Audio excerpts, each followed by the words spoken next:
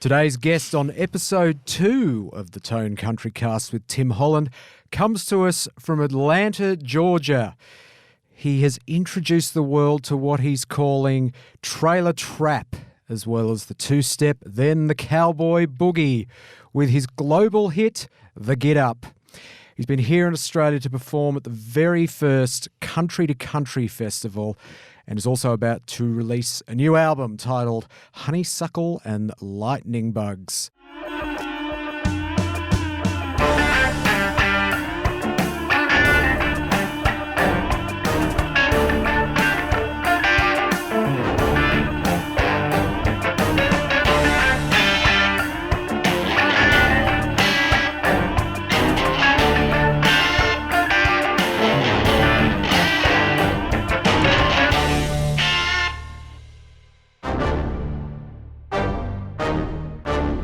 So, with very special thanks to the Forbes Street Studios here in Sydney, who are recording this Countrycast for us today, welcome Blanco Brown. Hey, it's a blessing to be here. We're so excited that you're here. If you think back to 12 months ago, even 6 months ago, did you envisage at the time that you'd be here in Australia right now, performing in arenas? I had no idea. I just created a song that felt great within my body of work, creating my album, Honeysuckle and Lightning Bugs, which will be here soon. October 11. Yeah. But when I was building the record, I started with the lap steel, the hi-hats, the drum, the 808s, the snares, anything I could find in the room that made a sound. I don't even know what's all in the song. After that, I started writing it, and I had never done the whole dance. As I got done, I did the whole dance. I almost passed out. So you wrote the song and as I was dancing, did the dance at the same time. Yep. And how did you remember the dance? Did you get a phone out and film yourself, or just? I took some little footage here and there, making sure it all went together and worked. And one of the first videos I did actually was the first one I posted on social media, and then it kind of went over into other platforms, and that was the original one. Right. So the song essentially broke out of TikTok.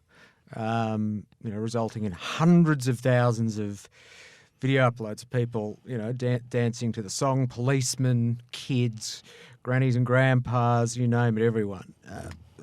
Did you literally just put it up there and it kind of helped itself? Or it was on another platform at first, and one of the guys from TikTok saw it on that platform, and they put a version of theirs on that app, and it kind of just went extra crazy. Yes.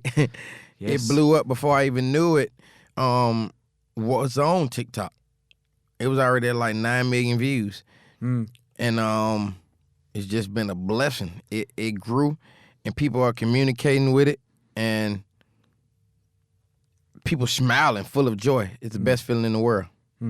Did you hear about the kid in the UK, Harry Bass, I think his name is? He did a video in his classroom, which went viral, and they suspended him. The school suspended him. Yeah, that's a question mark. So that's not very cool. It's there are worse things kids could be doing in the classroom. He just got up with a real cool get up. Yeah. The get up dance phenomenon has exploded to the point where there are now these get up challenges throughout the world. We have a festival in Tamworth in January, which is one of our big country festivals, along with obviously C2C. You're playing in here. They're having a big opening concert in the park. It's summertime. And they are planning to do a Get Up challenge with 10,000 people. That's massive. Are you able to keep up with all this? I'm really right here on the ground, still walking with everybody. So I see a lot of the things that's going on, and I try to stay in touch with everyone that's supporting me and supporting the purpose and the message.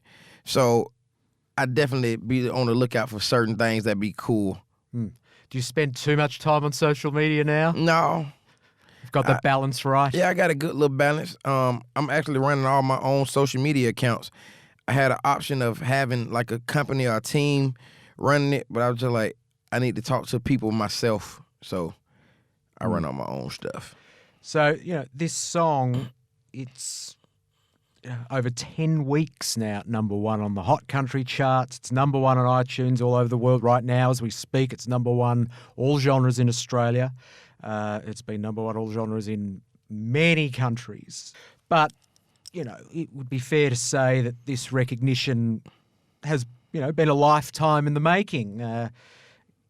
I believe you first got a record deal when you were 7? Yep, 7 years old. New Star Records. It was me, my brothers, and my cousin before we actually did our CD and our first song called After the Rain.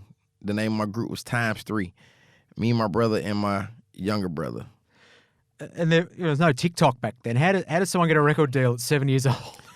That's real strange that you asked that. Now I need to really look into how it all came about. But I know we did a lot of talent shows, and I actually don't even remember how it all came to that point. But I remember those moments in the studio and going to school, going back to the studio and just living the unnormal kid's life because we were rehearsing and practicing notes and making sure everything was great, doing shows. On the weekends, we would travel, get in the car, pack up, go to South Carolina, North Carolina, do shows, then go back to school on Monday. Well, the hard work pays off even as a kid. You never know what can happen. And I guess in between then and now, you've become a very esteemed producer and songwriter. You've worked with huge artists. Tell us a little bit about what you've done as a producer. It's so many records I've had my hand involved in, from vocal production to producing to engineering to mixing to just simply writing. From Childish Gambino to Chris Brown to one of the two of the World Cup songs I wrote last year, one called Goalie Goalie. I had Pitbull and the biggest Russian female artist, Nusha, and someone else on it. And I wrote that record in Dubai and co-produced that one also. And it's quite a few people. I really don't know them all off the top of my head. I be having to look at my little Palm Pilot, but I've been blessed to work with so many people, and I've enjoyed the journey that I've been on to get to this point. What was was there a specific moment, when you decided that you needed to get out of that comfort zone of producing other people's stuff and take the plunge and go into the spotlight yourself? Yeah, you said get out of that comfort zone. I feel like I needed to get up. Literally.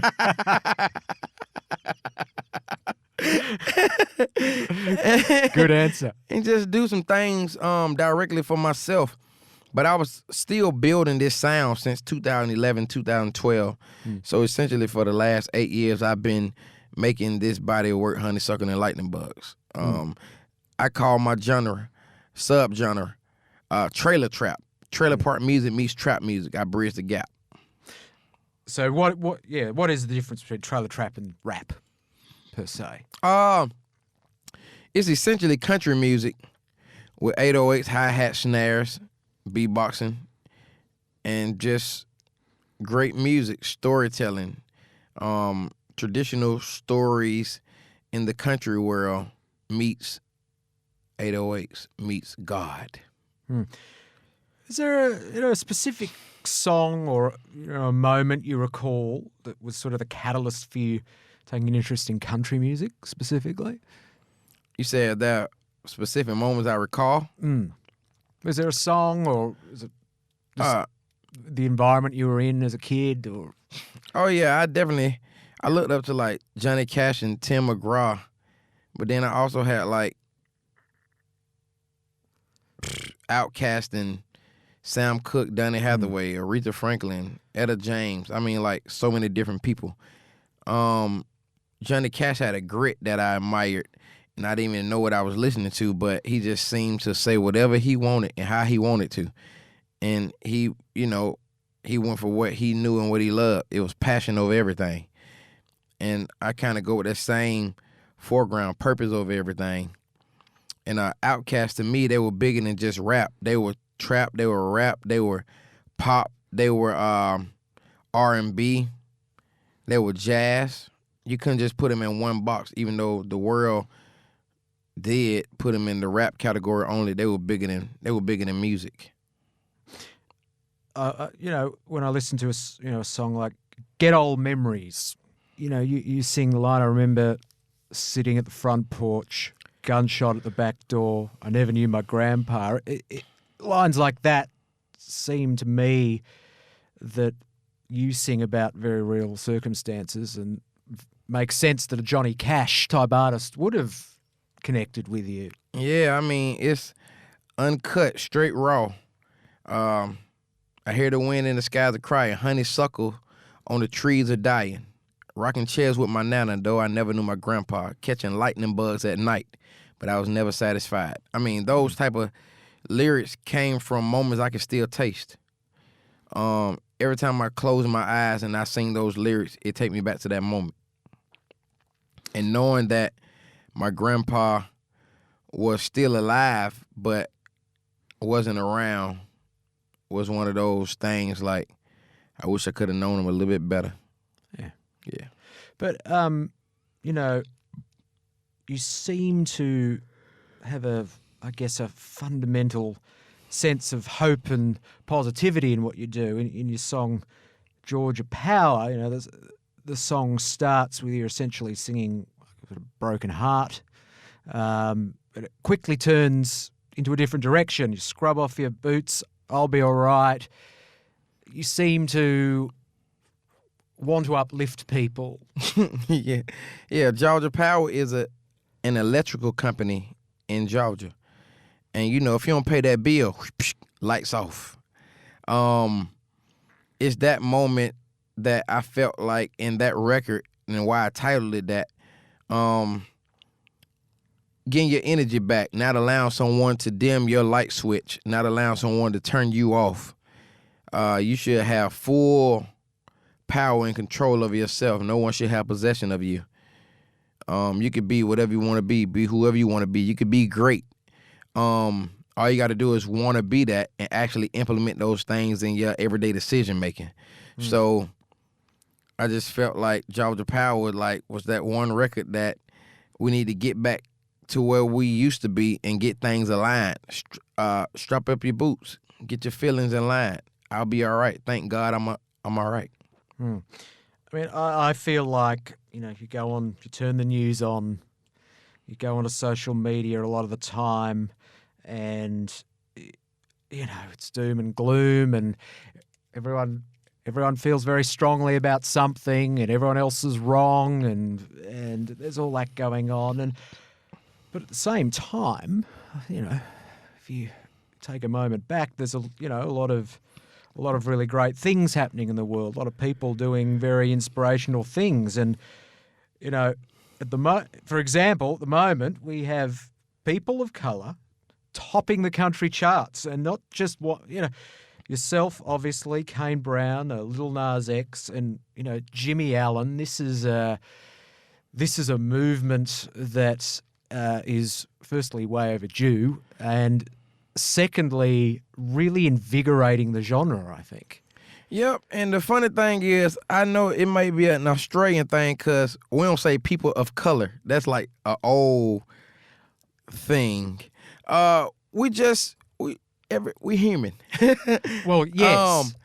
But Nashville hasn't always been as, and I think that's changing, but Yeah. as inclusive as they should. We just people of greatness. We just want to make a lot of great things, and I feel like the whole world is just full of greatness. You just gotta want it, no matter what your ethnicity is or what circumstances you've been through. You gotta want certain things for yourself, and you gotta go get them. I chose positivity. Yeah, and it's amazing what that does. You know, the boundaries, the walls you can break when you do that. You seem to have been really embraced by Nashville. You're assigned, you know, on a label over there, Broken Bow Records. Do you spend a lot of time in Nashville? I do spend a lot of time in Nashville. I spend more time in Nashville than I do in Georgia. Right, so you're essentially based there now? Not really, cause I don't spend enough time nowhere to say I'm based there. Right, of course. But I'm always in Nashville in the office. But I record everything in Georgia. I think I was just thinking about this when I saw you on the Today Show, and you were talking about, you know, how you recorded the Get Up and you were using, you know, kitchen implements and all sorts of things. So if I was to ask you to produce a song for me, you know, would we head to the kitchen and work out, you know? Oh man, it can start right there in the living room. You know what I'm saying? Like, I might pick up a candle and make a noise. You know what I'm saying? I might click the remote control and make a noise, and anything can inspire me. I can be inspired by anything. So that's a beautiful thing. And I just thank God every day for that. Like, I could be inspired by totally anything. You can close that door, and I may want to just sample that, do some Foley and put it on the record. Saves musician fees as well. Yeah. Yes. If you don't have the budget for one of them. But is it true that your grandmothers actually inspired the name of the Get Up? Because you don't use that term in the song at all. Ever. Not one time in the song. She definitely inspired the title of the song and the purpose of the song. It just means being one with the world, finding some light within your day and finding purpose. Yeah, I miss my grandma. In the dance video that you did, you have a cup in your hand, and you obviously in the song you refer to, you know, taking a sip. And when people are at festivals and shows, they've often got a drink in their hand. So is this a strategic move on your part? You know, did you have festivals in mind when, you know, you did that video, you know? I really didn't think about festivals at all while writing the song. Yeah. I was in the moment, and I just sung whatever came to the heart and to the mind. And taking a sip with it could have been anything. You know, it could be juice, it could be water, it could be alcohol, it could be whatever you want it to be. But all in the great mindset of the first initial thing, finding purpose. Don't be out there taking a sip with it and then get behind the wheel. That ain't gonna work. You know what I'm saying? No. Yeah, I'm just blessed that the song actually reached as many people that it have reached, because my intentions was just to make a couple people smile. And now I see the world smiling. The world certainly is smiling. Australia is smiling. And I hear that initially you were going to release the Get Up much later, but when the Lil Nas X phenomenon sort of took off, it was moved forward. Was that your decision or the record company or? It was my decision to put the song out. You know, with the label, everything is strategic. But with social media, everything is random. I put up a 1-minute clip, and then 1 week later it had 5 million views. Then the next week kind of settled in, and then the third week it picked back up, and before you know it, it had so many different native posts of people doing the dance. And the EP had been done, mixed and mastered. The album had been done, mixed and mastered. I already had the title. I already had the synopsis of the song, and I mean, like, everything. But I felt like I wanted to make people dance and smile. And I'm just glad that I actually put it out, and the label supported it 100%. The way people consume music have changed. It's not just about one genre. It's about a lifestyle. When you wake up early in the morning, most people don't just click on one genre and listen to it. They have a playlist full of everything. I'm the type of person that just click on my playlist and see what music has in store for me that day, what emotions it want to evoke, what things make me feel away. And if I come across a song that I just absolutely don't want to hear in that moment, I just hit skip. Yes, it is. Yes, it is easy to skip these days. You got to get them in the first couple of seconds, haven't you? Definitely. Yes. So your album Honeysuckle and Lightning Bugs is about to be released, or if you're listening to this podcast into the future, has already been released. What should we expect from the album? Are there more dance flavored tunes on there? Is it a bit more reflective and? Yeah, Honeysuckle and Lightning Bugs is, before I get into what's actually on the album, the concept of the album is the two worlds that I lived in. The hood, the projects, and then in the country. They both had that one thing in common. They both had honeysuckle and they both had lightning bugs, no matter where I was. So those two things tied both of my worlds together. And they made me feel complete. I didn't want one without the other. I felt like they were great balance, and that's how my music is. It's a great balance. On the album, you have songs that will make you dance, but that's not just a song that gives you direction to dance, except for the Get Up. But yeah, I mean, from Funky Tonk to Country Time to 10 Whiskey, I mean, like, each song evokes a different emotion. And at the end of each song, you'll find a message. And within that message, you find purpose. Well, I think we're all looking forward to hearing it. You're a fascinating artist. I mean, yes. I mean, I listen to your music, and you have it. There's a song like "The Get Up," which is really just something to make you feel good about life, and then you've got these other songs that really do hit you in the heart. They're very, very, and that's essentially what a country music artist is all about. So I can see why the fan base of country has really kind of been drawn to what you're doing. Well, thank you so much. Thank you for coming and talking to us. All the best with the album, and no doubt you're going to be doing big tours all over the world in the next couple of years, based on how everything's going. Special thanks to the Forbes Street Studios in Sydney, and specifically Nick for recording this episode for us today. Thank you for watching the Tone Countrycast.